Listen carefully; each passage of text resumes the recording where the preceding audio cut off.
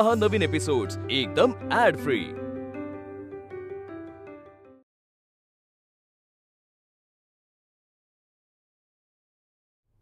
अगं बया रावसाहेबा, मुक्तावर एवढा विश्वास दाखवतोयस ते बघून लई बरं वाटलं बघ। काय ग मुक्ता, रेणुकेच्या लग्नाची जबाबदारी घेशील ना? घेणार आजी। हा, तुम्ही माझ्यावर किती पण जबाबदाऱ्या टाका, मी त्या पूर्ण करेन। फक्त त्यासोबत तुमचा आशीर्वाद द्यायला विसरू नका, त्याशिवाय काही शक्य नाही। खरंच तुझं कौतिक करावं ते कमीच आहे। मुक्तावर एवढी मोठी जबाबदारी टाकतोयस, तुझ्या हिमतीची दाद द्यायला पाहिजे। त्याला कशाला एवढी हिंमत लागते? ज्याची जेवढी कुवत आहे त्याला ते काम मिळणार। अगदी 16 आणे बराबर बोललास बघ। अरे रेणुकेला भाकरी भरीत हे समद मुक्तानं करून दिलं। झालंच तर कुणाला बी समजून न देता गायत्री मंत्र म्हणायला तिनं मदत पण केली। रेणुकेला जमलं नसतं तर त्या देशमुखा मोर तुझी काय इज्जत राहिली असतं रे? हे बघ, माझं बोलणं चुकीच्या पद्धतीनं घेऊ नगस।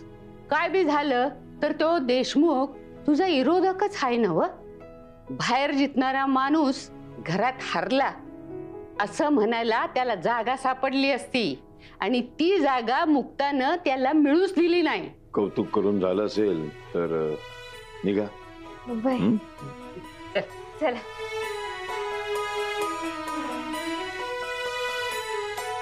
ए रावसाहेबा, माझ्याकडनं लिहून घे, ही मुक्ता तुझी मान कधीच खाली जाऊ देणार नाही।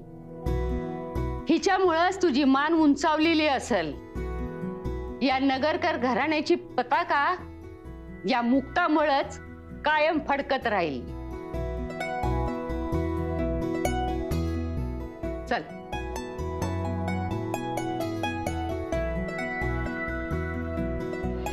या या या या या या या या नगरकर घराण्याची राजकुमारी रेणुका हिचं किचन मध्ये आगमन झालेलं आहे। हो, तिचं सगळ्यांच्या वतीनं किचन मध्ये खूप खूप स्वागत आहे। आता काय करायचं जातं? थांब जरा ऐक। मला काय वाटतं आपण कोबीने सुरुवात केली पाहिजे। नाही हे हे हे बघ, हे आधी। अगं नाही, कोबीने सुरुवात करू। हे आधी कांदे चीर। मुक्त आली, बरं झालं मुक्त तू आलीस। आता तू सांग, हिचं ट्रेनिंग कुठून आणि कसं सुरू करायचं? आपल्याला एवढ्या कमी वेळात एवढ्या गोष्टी करायच्या, तर आपण एक काम करू, वेदभाऊंच्या घरच्यांना ज्या ज्या गोष्टी आवडतात ते शिकून घेऊ। वेदभाऊ, तुमच्या घरच्यांच्या आवडीचे पदार्थ सांगा। हो सांगतो की। आणि वेदभाऊ, तुम्हाला काय आवडतं? मला ना, मला आपलं ह्याला ना मी सांगते ना काय आवडतं। रेणुका, ह्याला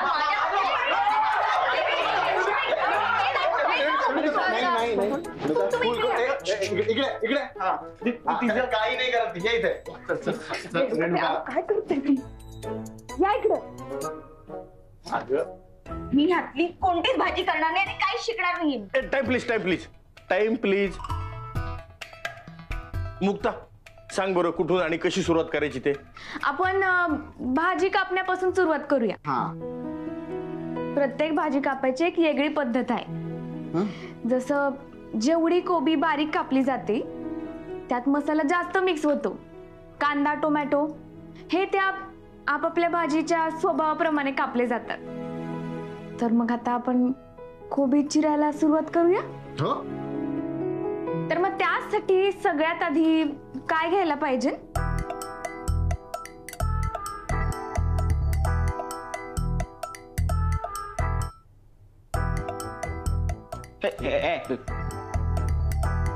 सुरी। बरोबर आहे, सुरी असल्याशिवाय सुरीवात कशी होणार? हो काका, अत्यंत वाईट जोक होता। काका खूप वाईट होता।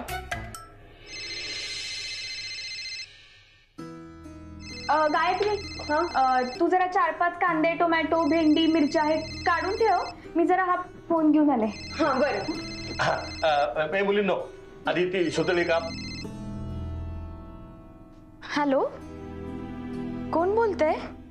मुक्ता शिंदे बोलतायत का? वय मीच बोलतेय. अहो अभिनंदन, तुमची पुढच्या फेरीमध्ये निवड झाली आहे.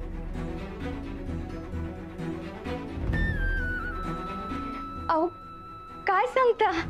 आणि हो, पुढच्या फेरीची तारीख लवकरात लवकर कळवली जाईल, तर तुम्ही रेडी राहा. बर बर चालेल. थँक्यू. धन्यवाद.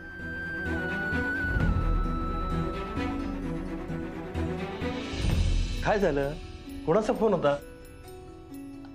स्पर्धेवाल्यांचा फोन होता. काय म्हणाले? मी पहिल्या फेरीत पास झाले. वा वा वा, अभिनंदन अभिनंदन.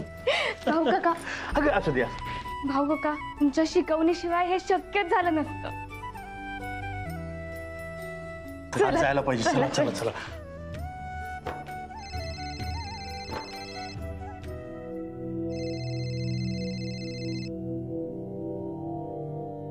हॅलो मुक्ता, आर्या बोलतीये.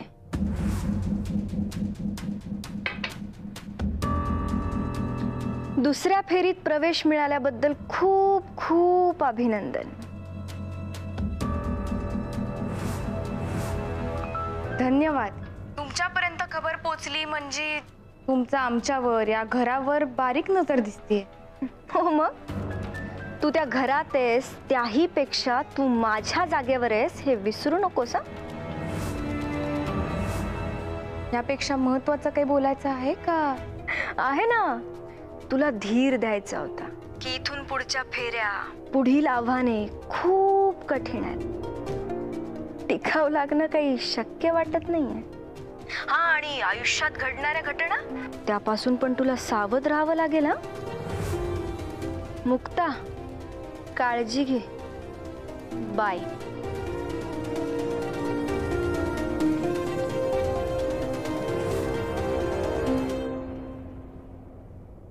मुक्ता,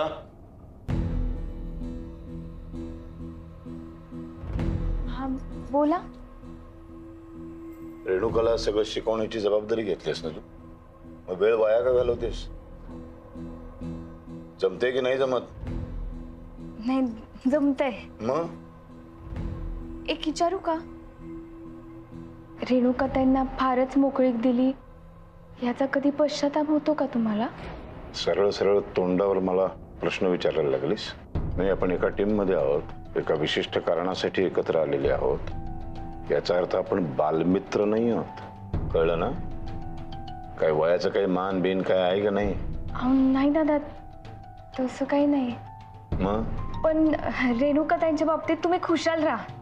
मी त्यांना सगळंच शिकवणार आहे. तो विश्वास आहे म्हणून तर एवढी मोठी जबाबदारी टाकली आहे तुझ्यावर. पुन्हा लक्षात ठेव जरा बोलताना.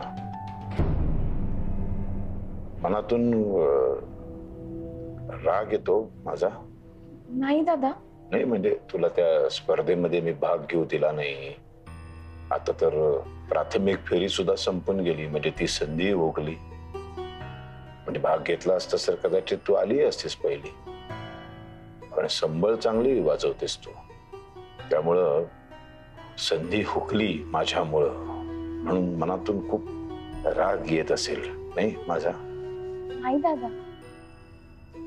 राग धरू नकोस. कोणालाही सांगणार नसेल तर विश्वासाने एक गोष्ट बोलू. तुम्ही माझ्यावर विश्वास ठेवू शकता.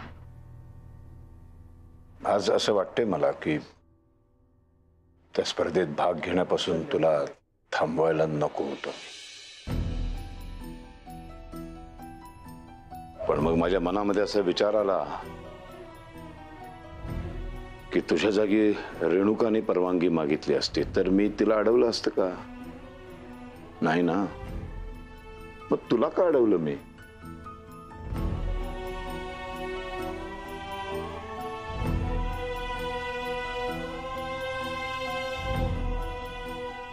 तुमची घालमेल मी समजू शकते, पण माझ्या मनात तुमच्याविषयी अजिबात राग नाही.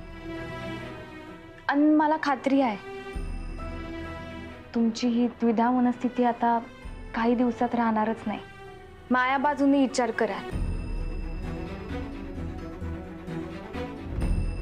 एवढा विश्वास ठीक आहे, बघू.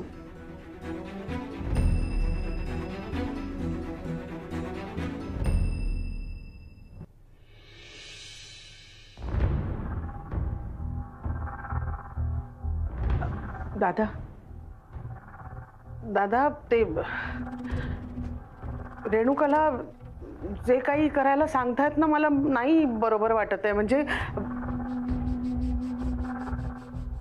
म्हणजे मला माहिती आहे की हे सगळं बोलण्याचा अधिकार मी गमावलाय. माझ्या हातनं चूकच एवढी मोठी झाली आहे की, पण मी नाही बघू शकत आहे दादा. रेणुका माझी भाची आहे, माझं रक्त आहे, ते माझ्या लेखीसारखी मानते मी तिला.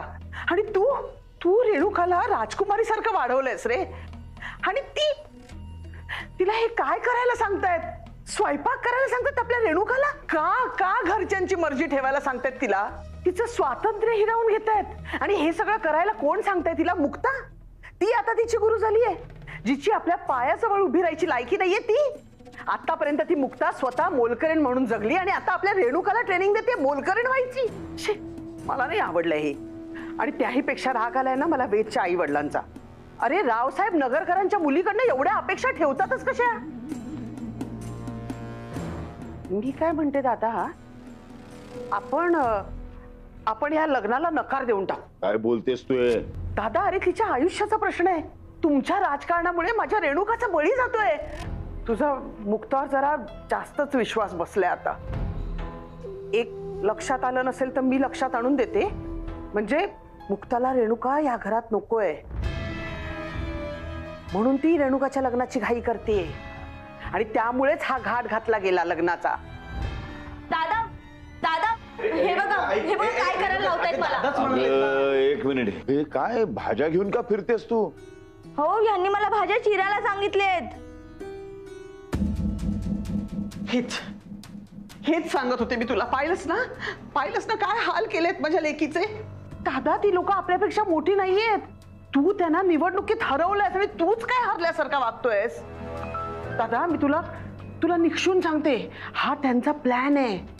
ते आपल्या रेणुकाला त्यांच्या घरी लग्न करून नेतील आणि मोलकर्णी सारखं राबवतील. काय बोलताय तुम्ही?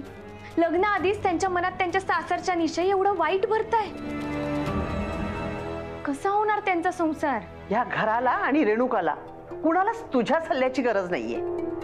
आणि तू तिला भडकवण्याचा तर अजिबात प्रयत्न करू नकोस. हे मायापेक्षा जास्त चांगलं ना तुम्हाला जमतं.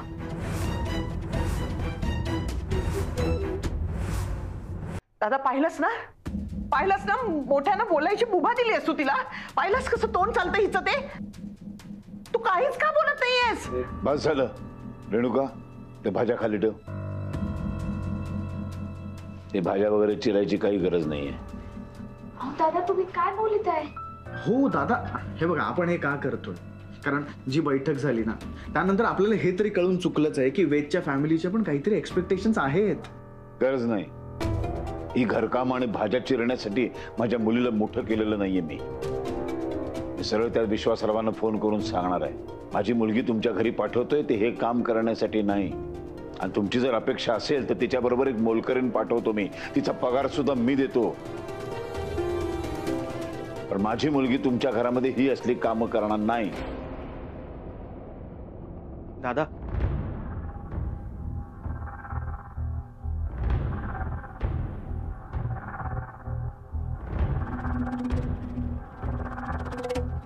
दादा मला माफ करा, पण रेणुका अशी कामं करणार नाही म्हणजे मी समजलो नाही. हे बघा, मोठे पण शिकलेले आहेत, चांगल्या श्रीमंत घरातले आहेत, पण तरीही त्या स्वयंपाक करतात, तरीही त्या घर छान सांभाळतात. मुक्ताताई तर उत्तम संबळवादक आहे, पण तरी तिला तिची आवड, तिची कला बाजूला ठेवून घर सांभाळणं गरजेचं वाटलं. आणि दादा या घरात राबतात म्हणून यांना कोणी नोकर म्हणलेलं मी कधीच ऐकलं नाहीये. कारण स्वतःच्या घरात काम करणं म्हणजे नोकर होणं नसतं. वेद बस, आम्हाला काही ऐकायचं नाही. आता आमचा निर्णय झालाय. रेणुका तुमच्या घरात आली तर कुठलीही कामं करणार नाही. पाहिजे तर दादा म्हणतो ना तसं एखादी मोलकरीण आम्ही पाठवून देऊ. आणि हा तुझी इच्छा असेल तर तूही इथे राहू शकतोस घर जावयासारखा. म्हणजे दत्ता मामासारखं मान सन्मान विसरून. मुक्ता,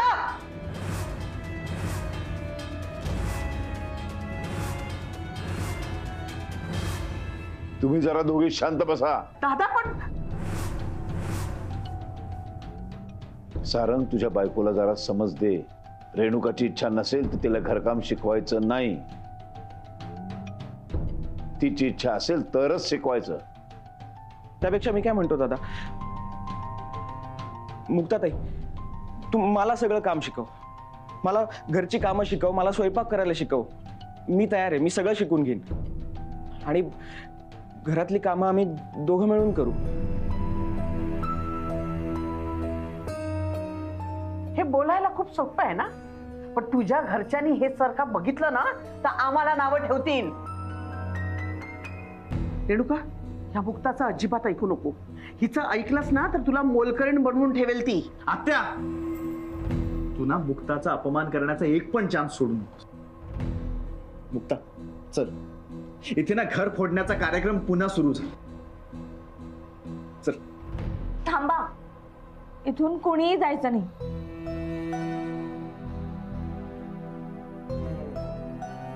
काय रे वेद, आपण प्रेम केला ना एकमेकांवर? मग तुझ्या घरचे ह्या विचारांचे आहेत हे सगळं तू का लपवून ठेवलंस माझ्यापासून? सांगायचंच ना मला. तुला चांगलंच माहितीये की मी नाहीये तशी. माझ्या बाबांनी खूप लाडाने वाढवलं रे मला. कुठलीच गोष्ट मागितली आणि ती नाही मिळाली असं कधीच झालं नाही. लग्न होताना हिचं काय होईल ह्याचा नाही विचार केला रे त्यांनी. आणि मी पण नाही केला. मस्करीपर्यंत हे सगळं ठीक आहे, पण आता हे सगळं माझ्या अंगावर आलंय रे. आता सावरायला सुद्धा वेळ नाही मिळाला मला. रेणुका, हे बघ, I am sorry. I am really sorry. मी हे सगळं तुला सांगायला हवं होतं, पण मला ही भीती होती की तू सोडून जाशील, लग्नाला नकार देशील. कारण तुझा स्वभाव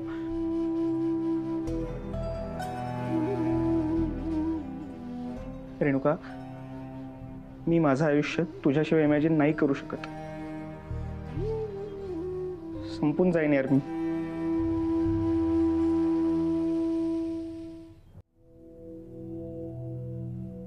मुक्ता, तू मला कोबी कसा चिरायचा हे शिकवशील का ग?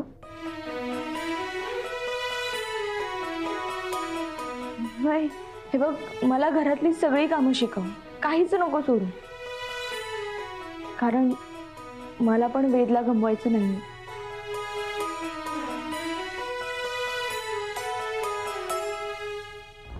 रेणुका, रेणुका अगं काय बोलतेस हे? आत्या, माझा आनंद कशात आहे ना हे तू शिकवायची गरज नाहीये मला. ऐपतीने लायकीने मुक्ता जरी आवडत नसली ना मला, तरी तिचा खरेपणा आवडतो ग मला. तिला माणसाचं मन समजतं. घर कसं सांभाळायचं ना हे कळतं तिला. घरातल्या नोकरांच्या बरोबरीने उठते, घरातली सगळी कामं त्यांच्या बरोबरीने करते. बरं, घरात नोकर आहेत म्हणून सगळी कामं त्यांच्यावर न टाकता स्वयंपाकाचं स्वतः बघते. सगळ्यांच्या खाण्यापिण्याच्या आवडी जपते ती. कोणी कसंही वागलं तरी कोणाचा राग नाही धरत. मला मुक्ता वहिनीसारखं व्हायचं.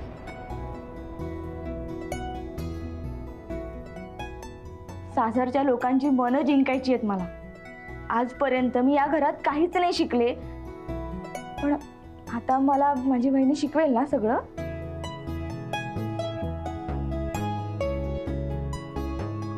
चल, तुला जे योग्य वाटतं ना ते सगळं शिकव मला. आपण भाजी चिरण्यापासून सुरुवात करूया.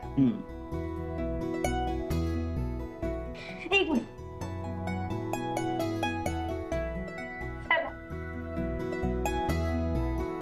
दादा, दादा, अरे पाहिलंस? दादा, अरे तू काही बोलत बस, गप्प बस जरा. खर तर हे सगळं तूही शिकण्याची गरज आहे. रेणुकामध्ये झालेला हा बदल आश्चर्यकारक आहे. ही असा विचार करू शकते असा मी कधी विचारही केला नव्हता. हे सगळं त्या मुक्तामुळे शक्य झालं. कमाल आहे. मुक्ताला मानलं पाहिजे. काय माझं तोंड काय बघत उभे त्याला निघा, काम करू दे मला.